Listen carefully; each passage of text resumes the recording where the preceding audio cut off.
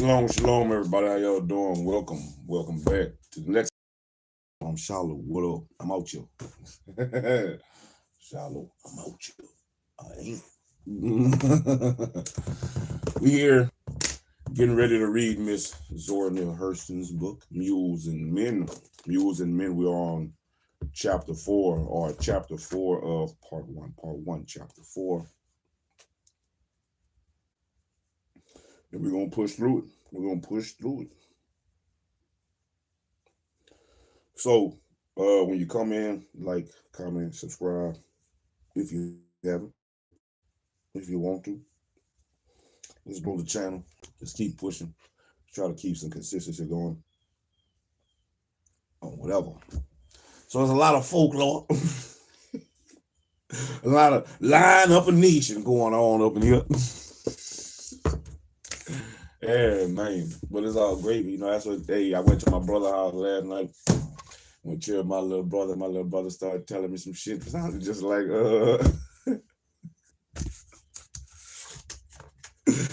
some old folklore stuff, you know. But yeah, hey, we out here today, man. So I hope everybody doing well. Rose up this morning, breathing, seeing, in, feeling, speaking, smelling, walking, using everything that you need to succeed. Everything. You have everything you need to succeed. You just got to use it. Got to use it. So without any further ado, let's get Ms. ZORA Neale Hurston out of the way for the.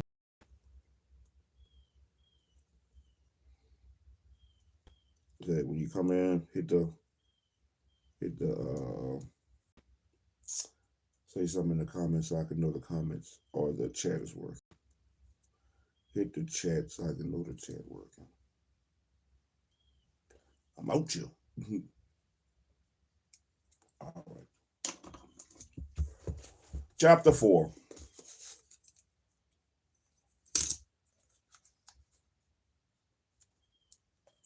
"12 miles below Kissimmee, I passed under an arch that marked the Polk County line.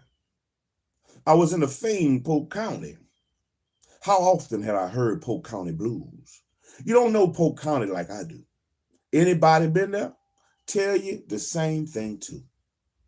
The asphalt curved deeply, and when it straightened out, we saw a huge smokestack blowing smut against the sky. A big sign said, Everglades Cypress Lumber Company, Logman, Florida. We had meant to keep on to Bartow or Lakeland, and we debated the subject between us until we reached the opening. Then I won.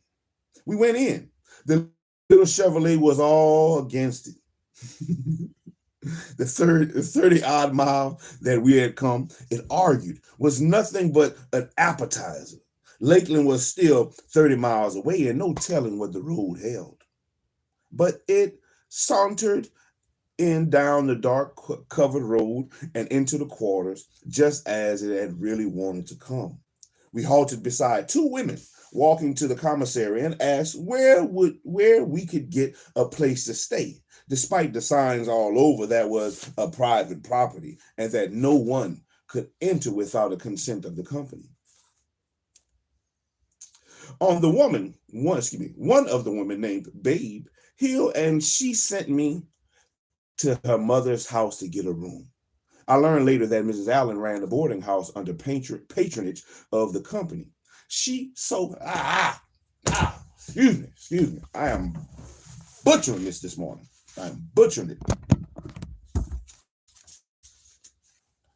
Maybe it's the shit on my head. My locks ain't out. I ain't reading good. My antennas ain't on.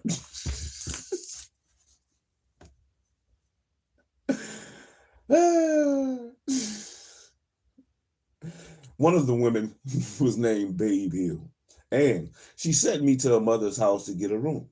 I learned later that Miss Allen ran a boarding house under patronage of the company. So we put up at Mrs. Allen. Oh, shalom! Shalom, my son. Oh, how you doing today? How you feeling? Oh, you looking good. All praises. I'm so happy. I'm so glad that you right here with me this morning. I get to see you, man. I get to smell your funky mouth. Oh, funky mouth. It's funky. Use the white one. Brush your teeth. Get you some fruits, something to eat. You could come listen to me read. Oh, you don't want to do that, huh? Shalom. Hey, can you please bring me a bottle of water, please, man? Thank you.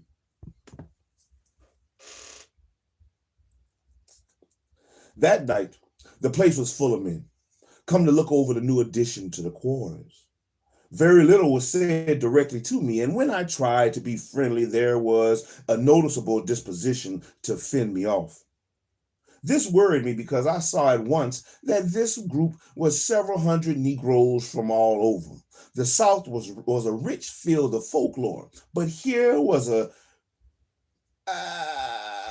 figuratively starving to death in the midst of plenty. Babe had a son who lived at the house with his grandmother, and we soon made friends. Later, the sullen Babe and I got on cordial terms. Thank you. Give me. Boom. Thank you, my boy.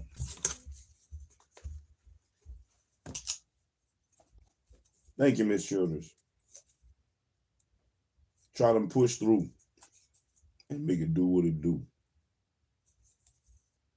I found out afterwards that during the Christmas holidays of 1926, she had shot her husband to death and fled to Tampa, where she had bobbed her hair and eluded capture for several months, but had been traced through letters to her mothers and had been arrested and lodged at Bartow Jail. After a few months, she had been allowed to come home and the case was forgotten. Negro women are punished in these parts for killing men, but only if they exceed the quota. I don't remember what the quota is. Perhaps I did hear, but I forgot. One woman had killed 5. Damn! One woman had killed 5. Shit. When I left, that turpentine still where she lived. The sheriff was thinking of calling on her and scolding her severely. James Presley used to come every night and play his guitar. Miss Allen's temporary brother-in-law could play a good second, but he didn't have a box, so I used to lend him mine. They would play. The men would crowd in and buy soft drinks and woof at me, the stranger, but I knew I wasn't getting on. The old fella bed tactics. Then one day after Clifton Ulmer, Babe's son, and I had driven down to Lakeland together, he felt close enough to tell me what was the trouble. They all thought I must be a revenue officer or a detective of some kind. They were accustomed to strange women dropping into the quarters, but not in shiny gray Chevrolets. They usually came plodding down the big road or counting railroad ties. The car made me look too prosperous. The car made her look like she was making too much money. She must got that good job working for the government. Don't tell her shit. Oh, what's up, baby? Shalom. Shalom, my city son. Shalom. How you feeling today? Oh, I'm so glad to hear it. Oh, man. Can you see? Yes, sir. Can you hear? Yes, sir. Can you feel? Yes, sir. Can you think? Yes, sir. Can you talk? Yes, sir.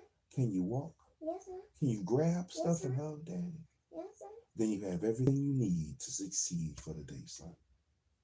You have everything you need to succeed. It's just going to be on you to do so. Can you do it? Yes, sir. You sure right you can.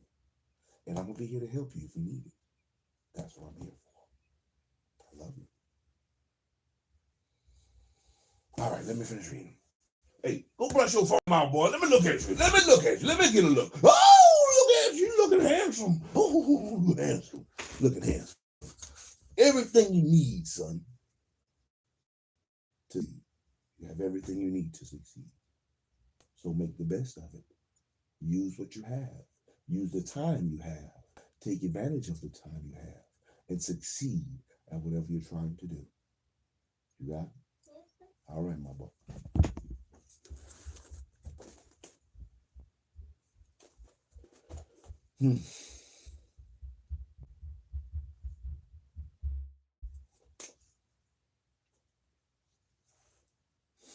Then one day after Clifton Omer, Babe's son, and I had driven down to Lakeland together, he felt close enough to tell me what was the trouble. They all thought I must be a revenue officer or a detective of some kind. They were accustomed to strange women dropping into the quarters, but not in shiny gray Chevrolets.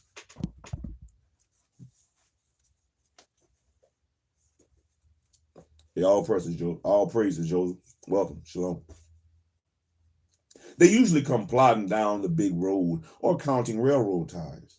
The car made me look too prosperous. I got too much money, baby. Too much money out here. Bum.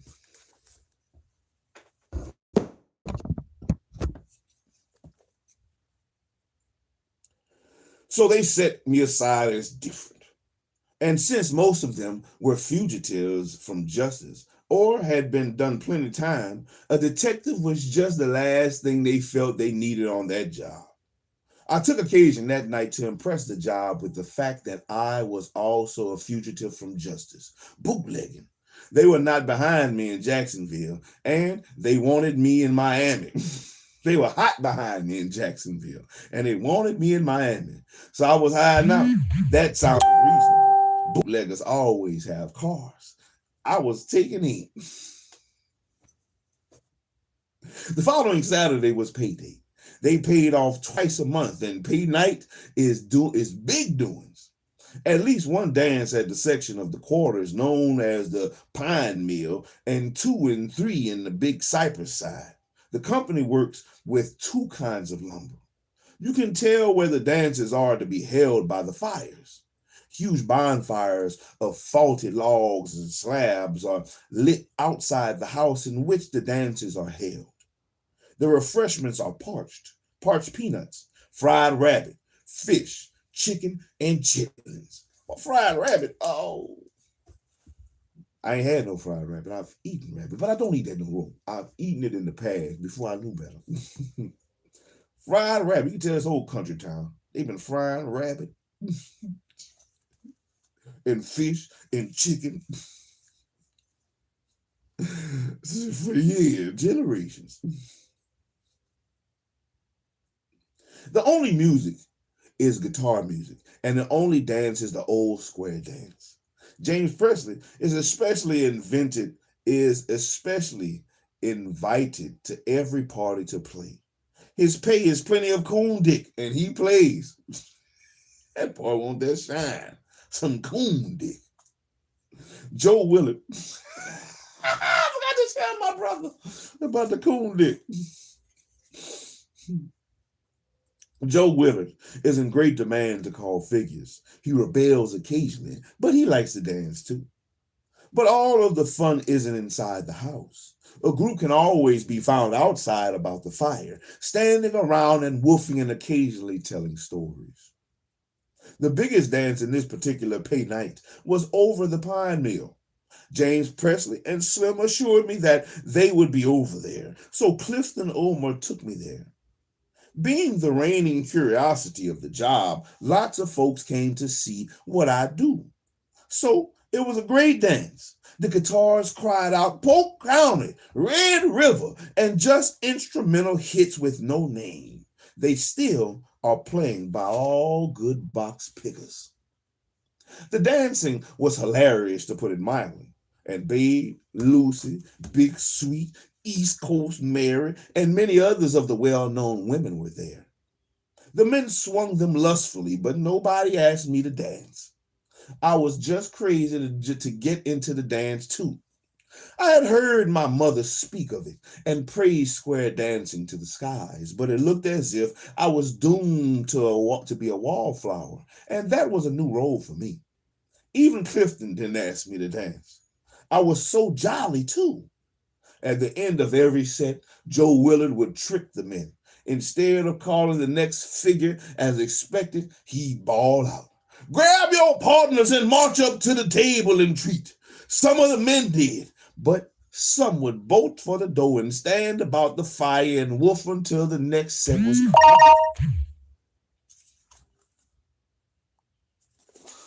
They getting it on.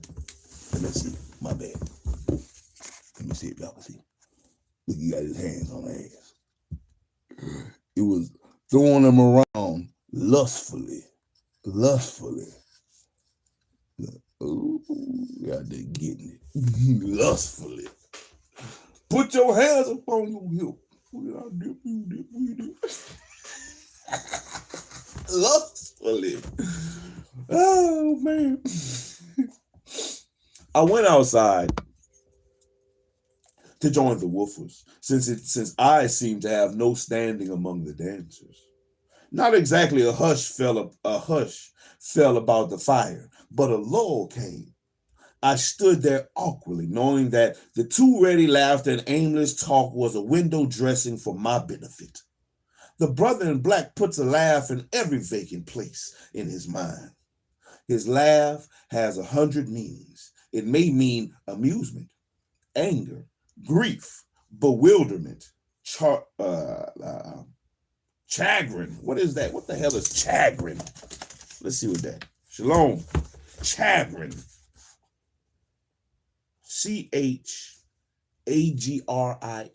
Anybody know what it is? Chagrin? Chagrin. Chagrin. CH. What is chagrin?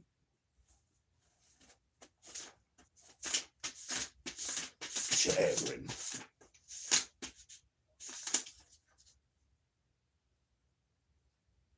Chagrin. There we go. Let's see what the chagrin is. Chagrin. A disappointment. A mortification. To vex acutely because of disappointment. A chagrin. Never heard of it. Never heard of a chagrin. Let me write chagrin down. Come here, chagrin. You on there chagrin, huh? You been a chagrin to me. Such a damn disappointment. A chagrin. My bad. So when I come across words, if you're new, when I come across words I don't know, chagrin. I'll look them up.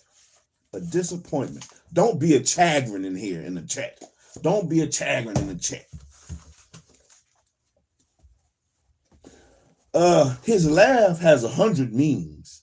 It may mean amusement, anger, grief, bewilderment, chagrin, curiosity, simple pleasure, or any other of the known and undefined emotions. Claudia Thornton of Magazine Point, Alabama, was telling me about another woman taking her husband away from her. When the showdown came and he told Claudia in the presence of her other woman that he didn't want her, could never use her again, she told me then Zora, I was so outdone, I just opened my mouth and laughed. The folks around the fire laughed and boisterously shoved each other about, but I knew that they were not tickled. But I soon had the answer. A pencil-shaped fellow with a big Adam's apple gave me the key. Ma'am, what might be your intrims, whatever that is, intrimmins, he asked, with ENTRIMMINS, intrimmins. What might be your intrimmins? I asked, with what was supposed to be a killing boat.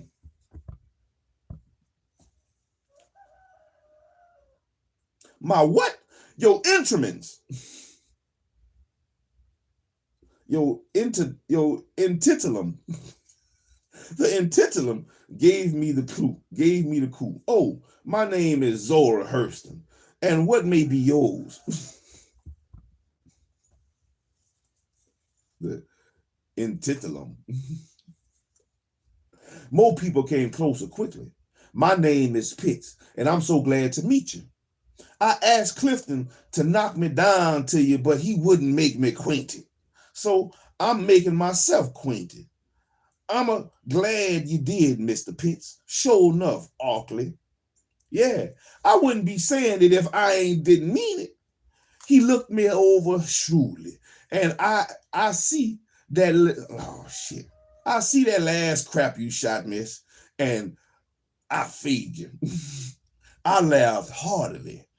The whole fire laughed at his quick comeback, and more people came out to listen. Miss, you know you this hard heads wants to wolf at you, but they scared. How come, Mr. Pitts? Do I look like a bear or panther? Nah, but they says you rich and they ain't got the nerve to open their mouth. I mentally cursed the $12.74 dress from Macy's that I had on among all the $1.98 mail order dresses. I looked about and noted the number of bungalow aprons and even the rolled down paper bags on the head of several women. I did look different and resolved to fix all that no later than the next morning. Oh, I ain't got goodly squat, I counted. My man bought me this dress the last time he went to Jacksonville. We were selling plenty stuff then and making good money. Wished I had that money now. Then Pitts began woofing at me and the others stood around to see how I took it. Say, miss, you know nearly all these niggas is after you. That's all they talk about out in the swamp.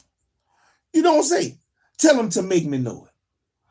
I ain't telling nobody nothing. I ain't putting out nothing to no old hard head but old folks' eyes, and I ain't doing that till they dead.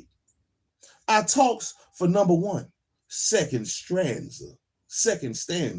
Some of them talk about marrying you, and they wouldn't know what to do with you if they had you. Now that's a fact, you reckon?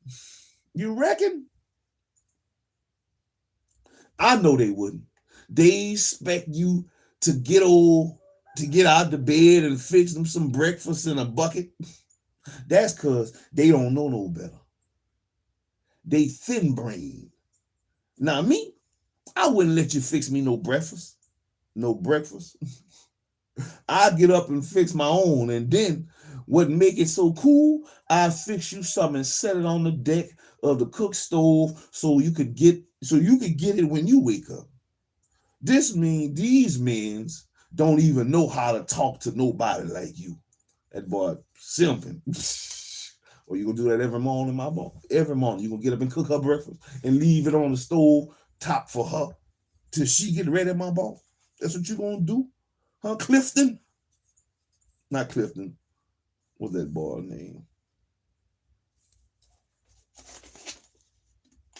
Mr. Pitts.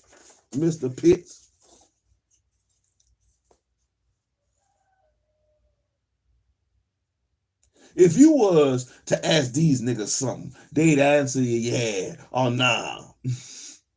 Now, if you was some old gatorback omen, they'd be telling you just right. But that ain't the way to talk to nobody like you. Now, you ask me something and see how I answer you. Mr. Pitts, are you having a good time? In the prime falsetto, yes, ma'am. See, that's the way you talk to you. I laughed and the crowd laughed and Pitts laughed. Very successful woofing. Pitts treated me and we got on. Soon a boy came to me from Clifford Ulmer asking me to dance. I found out that was the social custom. The fellow that wants to broach a young woman doesn't come himself to ask. He sends his friend. Somebody came to me. Shh. He sends his friend, and they talking about and women today talk about why he sucked you. If he wanted to talk to me, he could have came himself. And that's the custom back then. Send your ball. Send, hey, Tony, go tell that girl over there I like her. I like her, and I want her. Go get him, Mr. Pitts. Henry Pitts to you.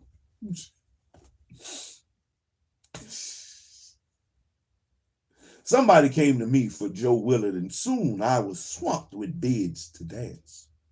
They were afraid of me before. My laughing acceptance of Pitt's woofing had put everybody at his ease.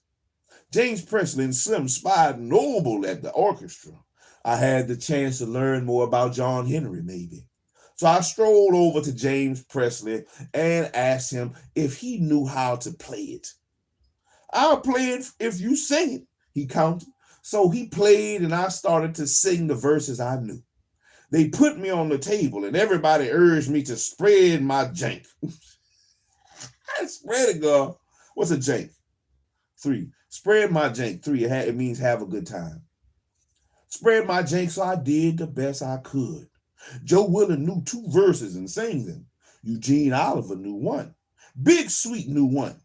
And how James Presley can make his box cry out of the accompaniment. By the time that the song was over, before Joe Willard lifted me down from the table, I knew that I was in the inner circle. I had first to convince the job that I was not an enemy in the person of the law. And second, I had to prove that I was their kind. John Henry got me over my second hurdle. After that, my call was everybody's call. James Presley, Slim, and I teamed up, and we had to do John Henry wherever we appeared. We soon had the reputation that we soon had the reputation that way. We went to Mulberry, Pierce, and Lakeland. After that, I got confidential and told them all what I wanted. At first, they couldn't conceive of anybody wanting to put down lies. But when I got the idea over, we held a line contest and posted the notices at the post office and the commissary. I gave 4 prizes, and some tall line was done. The men and women enjoyed themselves, and the contest broke up in a square dance with Joe Willard calling figures. The contest was a huge success in every way. I not only collected a great deal of material, but I started individuals coming to me privately to tell me stories they had no chance to tell during the contest. Now, Clifford Ulmer told me that I'd get a great deal more by going out with the Swamp Gang. He said they lied aplenty while they worked. I spoke to the quarters boss and the swamp boss, and both agreed that it was all right. So I strolled it all over the quarters that I was going out to the swamp with the boys next day. My own particular crowd, Clifford, James, Joe, Willard, Jim Allens, and Eugene Oliver were to look out for me and see to it that I didn't get snake bit nor gator swallowed. The watchman who sleeps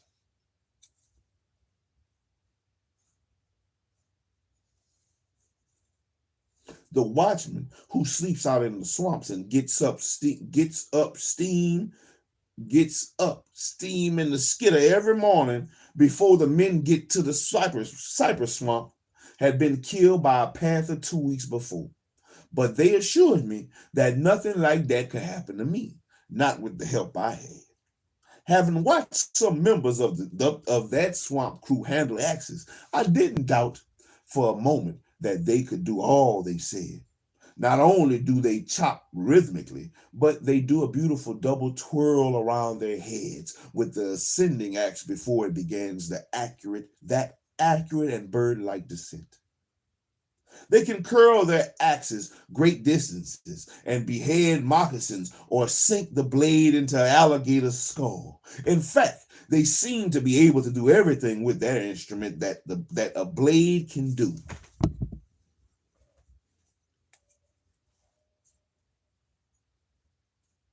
It is a magnificent sight to watch the marvelous coordination between the handsome black torso and the twirling axis. So next morning, we were to be off to the woods. It wasn't midnight dark, and it wasn't day yet. When I awoke, the sawmill camp was a dawn gray. You could see the big sawmill, but you couldn't see the smoke from the chimney. You could see the congregation of shacks and the dim outlines of the scrub oaks among the houses, but you couldn't see the gray wilts of Spanish moss that hung from the trees. Dick Willie was the only man abroad, and it was his business to be the first one out. He was the shack rouser. Men are not supposed to oversleep, and Dick Willie gets paid to see to it that they do not.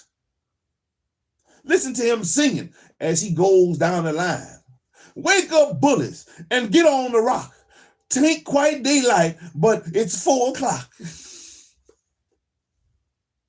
Coming up the next line, he's got another song.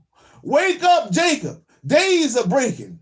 Get your whole cake of bacon and your shirt tail shaking. Get your whole cake of bacon. What does he say when he gets to the juke and the longhouse?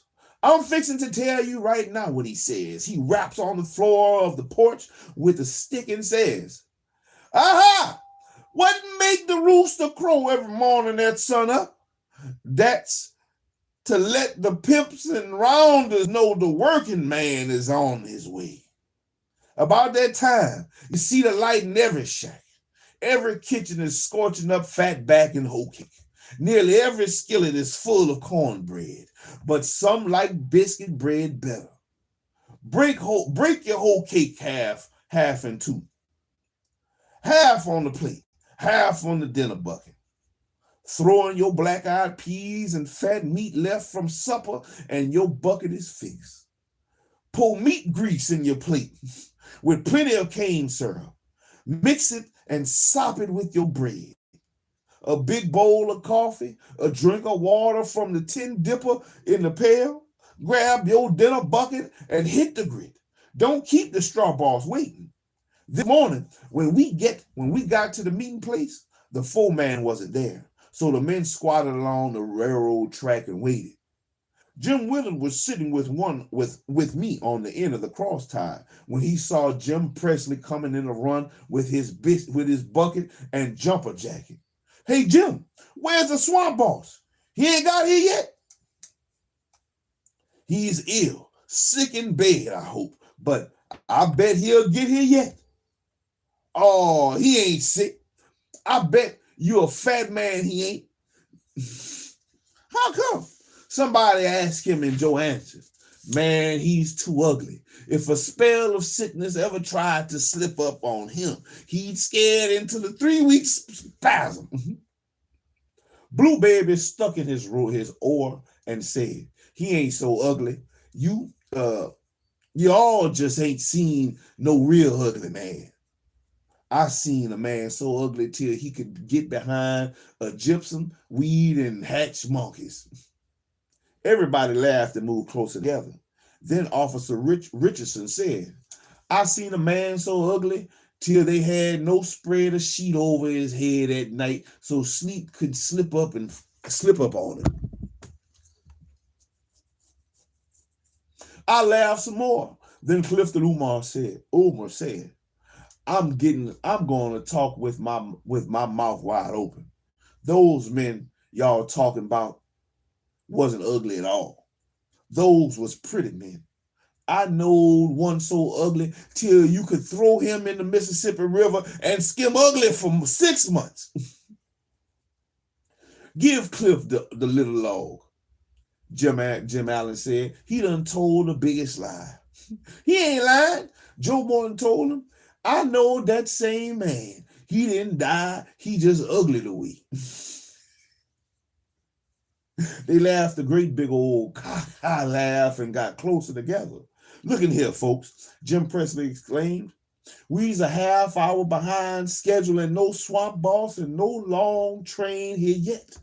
What you all reckon is the matter? Sure enough.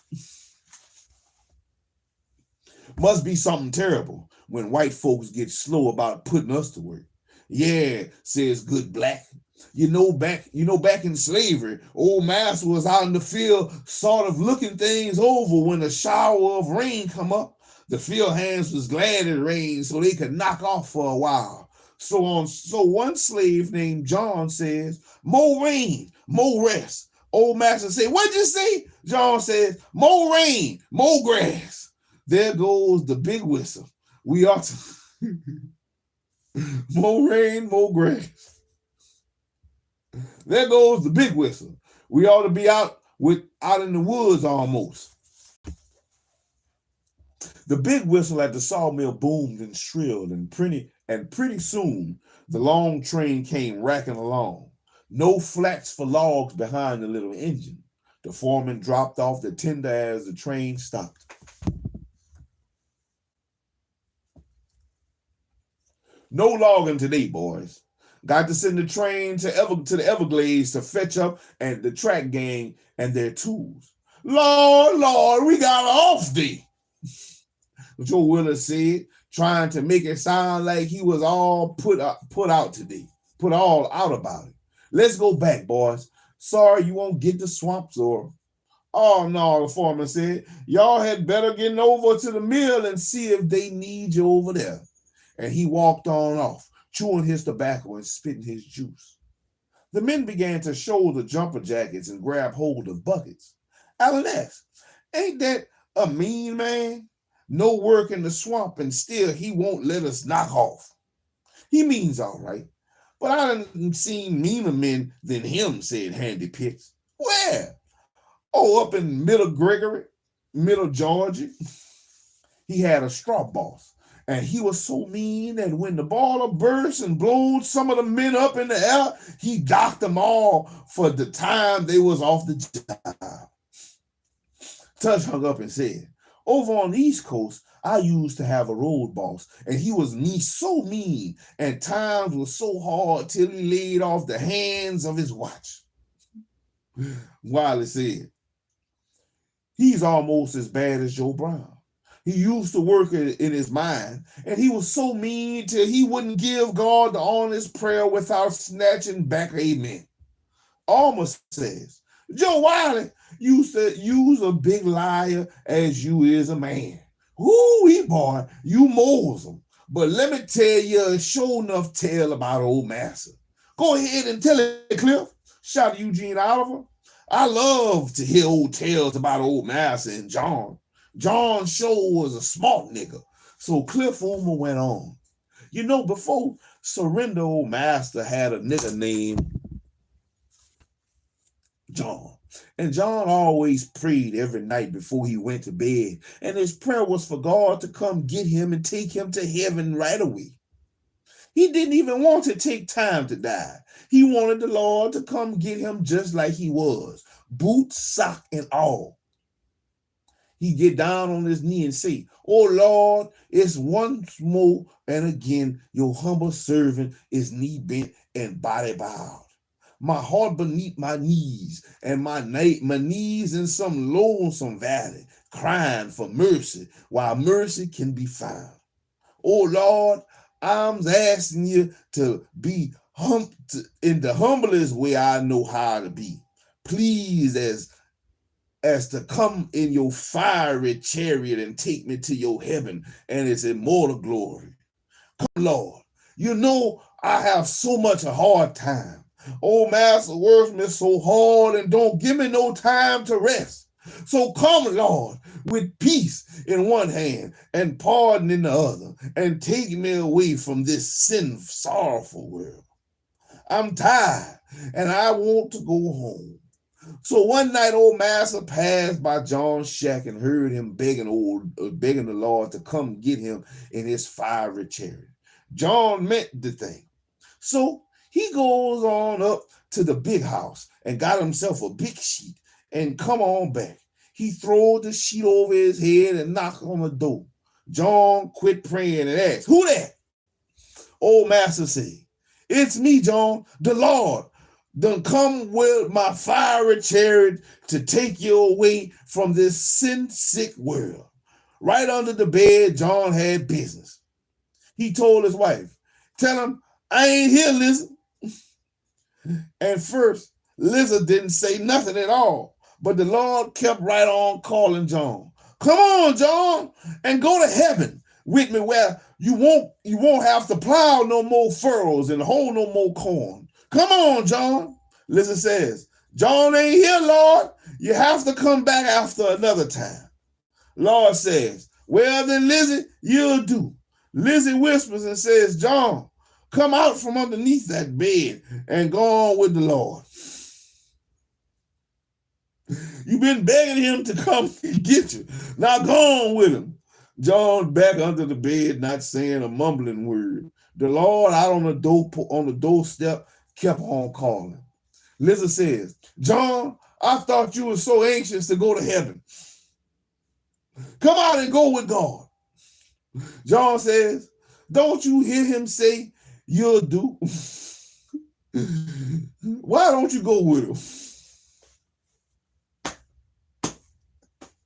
I ain't going nowhere.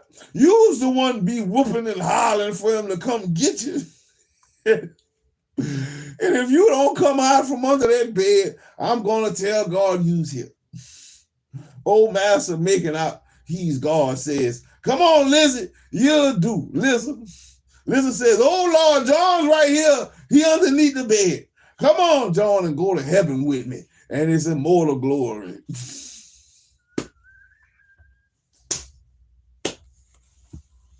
Come on, John, come to heaven with me and its immortal glory.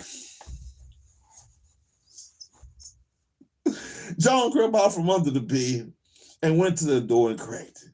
And when he seen all that white standing on the doorstep, he jumped back. He said, oh, Lord, I can't go to heaven with you and your fiery chariot in these old dirty breeches.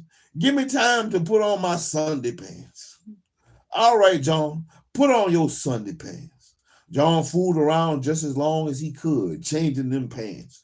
But when he went back to the door, the big white glory was still standing there. So he says again, oh, Lord, the good book says in heaven no filth is found. And I got on his dirty sweaty shirt. I can't go with you in this old nasty shirt. Give me time to put on my Sunday shirt. All right, John, go put on your Sunday shirt. John took and fumbled around a long time changing the shirt. And then he went back to the door. But old master was still on the doorstep. John didn't have nothing else to change, so he opened the door a little piece and says, oh, Lord, I'm ready to go to heaven with you in your fiery chariot. But the radiance of your countenance is so bright, I can't come out by you. Stand back just a little way, please. Old master stepped back a little bit. John looked out again and said, oh, Lord, you know that poor humble me is less than the dust beneath your shoe soles. And the radiance of your countenance is so bright, I can't come out by you. Please, please, Lord, in your tender mercy, stand back a little bit further. Old master stepped back a little bit more. John looked out again and he says, oh, Lord, heaven is so high and we so low. You so great and I'm so weak. And your strength is too much for us poor suffering sinners.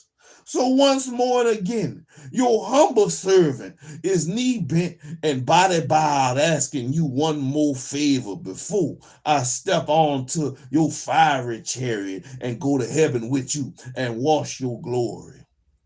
Be so pleased in your tender mercy as to stand back just a little bit further. Old master stepped back a step or two more, and out the door, John come like a streak of lightning, all across the pumpkin patch, through the cotton, over the pasture. John with old master right behind him.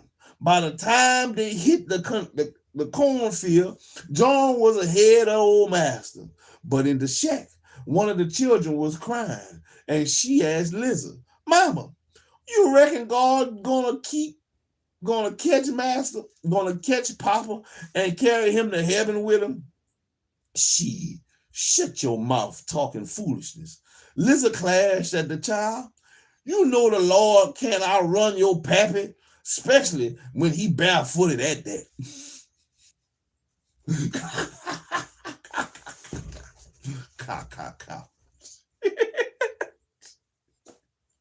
Everybody laughed with their mouths wide open. If the foreman had come along right then, he would have been good and mad because he could tell their minds weren't not on work. Joe Willis says, "Wait a minute, fellas. We's walking too fast." I done said that before. Oh, hey, slow down, boy. Y'all walking too fast up here, man. We ain't gotta get to work so fast, man. Old slave nigga. Walking too fast. Slow down. Joe Willis, wait a minute, fellas. We's walking too fast. At this rate, we'll be there before we have time to talk some more about old Master and John. Tell another one, Clifford. Oh, no, Eugene Oliver hollered out. Let me talk some chat. This is the real truth about old Master, because my grandma told it to my mama, and she told it to me. Let me talk some chat. This is the real truth about old Master, because my grandma told it to me, told it to my mama, and she told it to me. During slavery times, old Master had a nigga named John, and he was a faithful nigga, and old Master liked John a lot too. One day, old Master sent for John and told him, says, "John, somebody is stealing my corn out the field. Every morning when I go out, I see where they done carried off some more of my roasting ears. I want you to sit in the corn patch tonight and catch whoever it is." So John said, all right, and he went and hid in the field. Pretty soon he heard something breaking corn. So John sneaked up behind him with a short stick in his hand and hollered, "Now break another ear of that old Master's corn and see what I'll do to you." John thought it was a man all this time, but it was a bear with his arms full of roasting ears. He threw down the corn and grabbed John and him and that bear.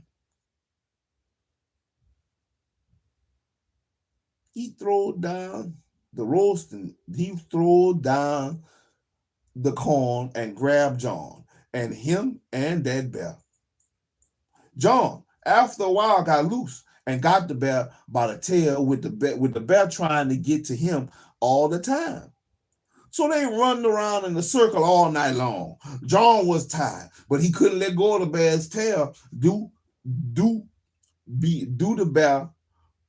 bear would grab him in the back. After a stretch, they quit running and walked. John swinging onto the bear's tail, and the bear's nose about to touch him on the back. Daybreak. Old Master come out to see about John, and he seen John and the bear walking around in the ring. So he run up and says, let me take hold of him, John. Wish you run, get help." John says, "All right, Master. Now you run in quick and grab him just so."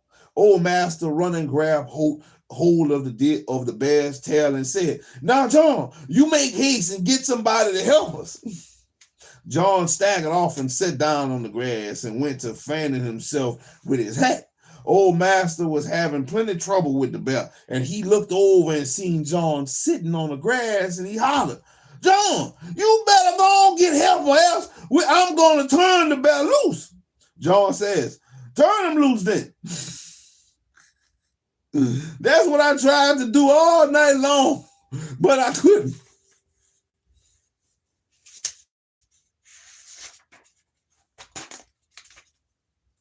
Jim Allen laughed just as loud as anybody else, and then he said, "We better hurry.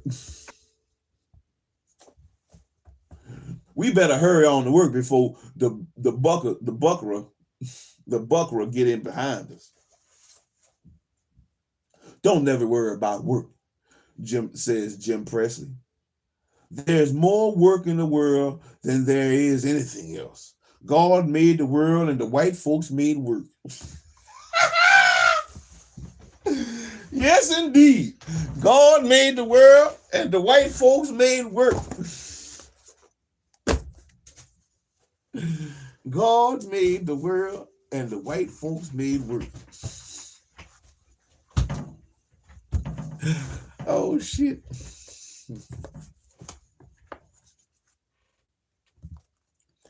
God made the world and the white folks made work.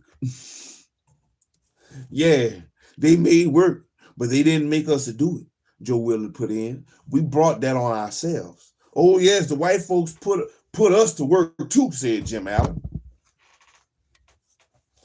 Know how it happened? After God got through making the world and the varmints and the folks, he made up a great big bundle and let it down in the middle of the road.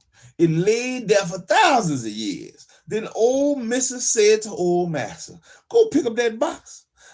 I want to see what's in it. Old Master took the box. Old Master looked at the box, and it looked so heavy that he says to the nigger, go fetch me that old box out there in the road. The nigger been stumbling over that box a long time, so he told his wife, Omen, go get that box. So the nigger Omen, she run to get the box. She says, I always like to open up a big box because there's nearly always something good in great big boxes. So she run and grab a hold of the box and opened it up, and it was full of hard work. That's the reason the sister in black works harder than anybody else in the world. The white man tells the nigger to work, and he takes and tells the wife. Now that ain't the reason niggas is working so hard, Jim Presley objected. This is the way that was. God let down 2 bundles by 5 miles down the road. So the white man and the nigger raced to see who would get there first. Well, the nigger outrun the white man and grabbed the biggest bundle. He was scared to the white man would get it away from him. He fell on top of the bundle and hollered back, "Oh, I got here first, and this biggest bundle is mine. Oh, I got here first, and this biggest bundle is mine."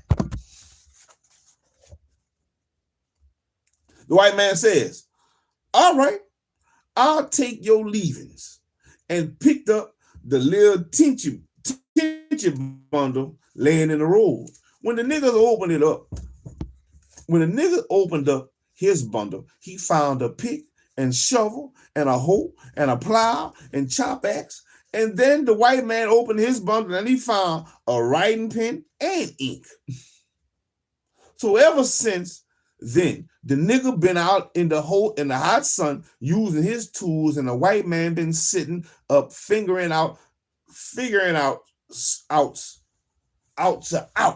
figures a figure. All the white man, none for the nigger. All for the white man and none for the nigger.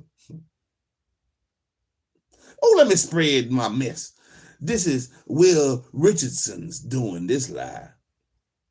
You know, old master took a nigger there deer hunting and posted him in his place and told him, says, now you wait right here and keep your gun ready. I'm going around the hill and scare up the deer and scare up that deer and head him this way. When he come past, you shoot. The nigga says, yes, sir. I sure will, master. He sat there and waited with the gun all cocked, and after a while, the deer come tearing past him. He didn't make a move to shoot the deer, so he went on about his business. After a while, the white man come on around the hill and asked the nigga, did you kill a deer?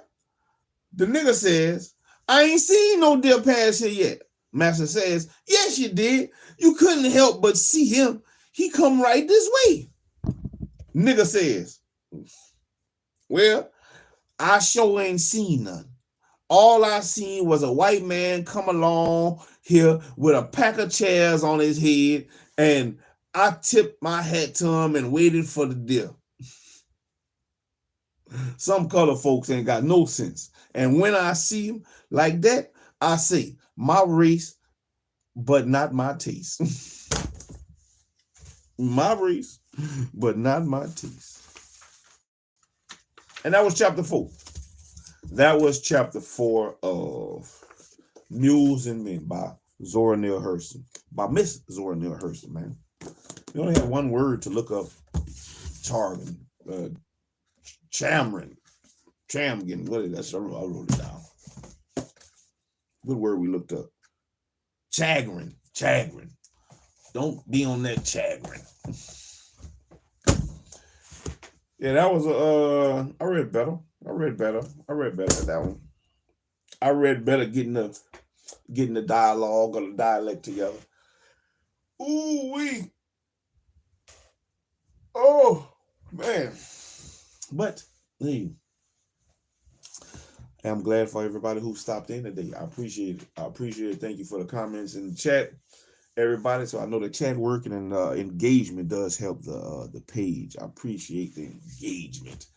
So we can keep it growing, keep the channel growing, and keep the books coming, and whatever else that we're gonna put on this, whatever adventures we out here with. Whatever adventures we out here with, man, we're gonna make it happen out here, man. I'm Bootsoulja. With the Bootsoulja. With SHILO, baby, with me. I'm out here. But yeah, Ms. ZORA Neale Hurston book, you know, she had a job on her hands when she got to Polk County. When she got to Polk County, people watching her. You know, a lot of people like that anyway. You know, a lot of people just sit back and watch. They'll look at you, watch, observe, try to see what's going down with you, to gauge whether or not they can beat themselves around you.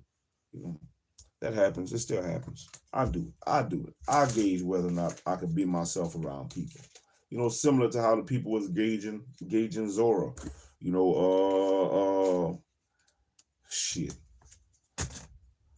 I'm normally very lively. I'm a normally very lively person. You know, very, I guess what they call it, energetic, outspoken, silly, all that there. But you know, when I'm around people I don't know, oh man, it's time for observation. It's time to watch and learn and see what the hell going on here, because hey, I might want to be on my toes here, you know, because I don't know what they got going on.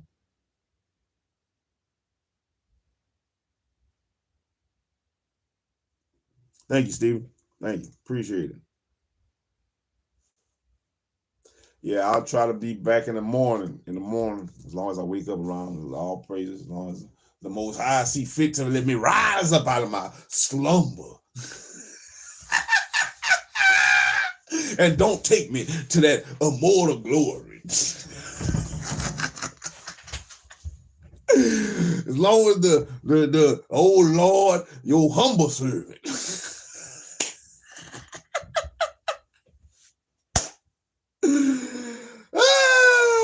Shit. As long as his humble servant will be here, you know, tomorrow, it will be here tomorrow for chapter 5. But you know, hey, but since you appreciate the subscribe, you know, if you don't mind, like the like it as well. I appreciate your comments as well in the chat. Appreciate that. Thank you. And we're gonna continue pushing. We're gonna continue pushing on through Miss ZORA Neale Hurston's book, and then we're gonna try to move on to other books and see what we can learn and grow from. One book at a time, one session at a time, one section at a time, one page at a time, one line at a time, here a little, there a little, till we finish the book and get it on. And there's gonna be another one we'll be on stepping on. We're almost halfway through. We are almost halfway through the book already, which, man, I'm happy for, because that last book, man, the book On the Real Side by Mel Watkins, which is where I got the name of this book and the name of the author of this book from, was treacherous. It was big, baby. It was big for me. I'm not a. I'm part of the purpose of the readings is to become a better reader. Is to become a faster reader. To become a especially with the reading with SHILOs, is to become a. Well, it's to put it out there for my children who may not see me, and for people who may struggle with reading, to show that, okay, I struggle too sometimes, but you have to practice, push on, push forward, push through it. And my son seeing me read is another good thing too. The example of seeing their father read, it being that they mirror a lot of things I do, it helps for them to want to read. Now they want to go grab a book. Now they want to look through the pages, which is what I want them to do. So it helps better to have the example or to be the example in certain situations. And this is one of them. But I've always admired people who can and have read thousands of books and can read them, understand them, comprehend them. Also narrators and orators, how they can speak and add their little bit of themselves into what they're reading, which is what I'm trying to do. I'm trying to develop my narrator, my reading skills and narrator voice, I guess. So that way, these are things that I can do more often in different settings and different aspects. It won't just be just reading the books. Being able to I know how I talk when I'm around my people. I talk how ZORA wrote, how ZORA writes when the people she's around are talking and line up a nation. That's how I normally talk. That's how I normally talk when I'm around my people down here.